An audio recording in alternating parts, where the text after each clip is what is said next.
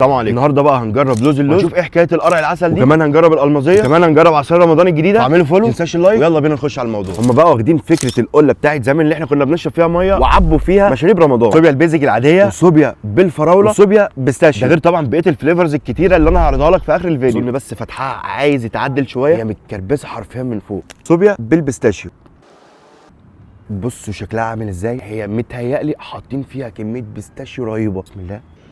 طعم البيستاشيو كتير جدا عكس اللبن اللي هم اصلا حاطينه، فيكسب معانا اول فليفر. نيجي بقى عند الصوبيا البيزك اللي هي الفريش العاديه.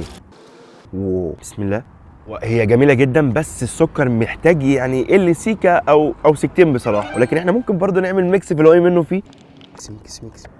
اقسم بالله فجره وربنا جميله بلبن. الاختراع ده لو انت فكرت انك تعمله صدقني لازم تكتبه باسمي. ده بلوز اللوز، بس والله ما في لوز اللي بيتفرج عليا.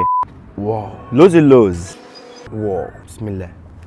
لا طعمها جامده قوي. خش على اللي بعده. نيجي لاخر حاجه وهي الالمازيه. طبعا الالمازيه اخر فتره طلع عليها شويه ترندات، او عامه بلبن طالع عليه شويه ترندات ان المانجا المستخدمه هي قرع عسل. الالمازيه واو. واحده تاني. واو. انا حاسس بطعم ويبنج كريم بكميه. واخر حاجه ان بلبن عنده كذا فليفر لعصائر رمضان، روب ودوم وصوبيا وطمع، مع شويه عصائر فريشات كده تانيه.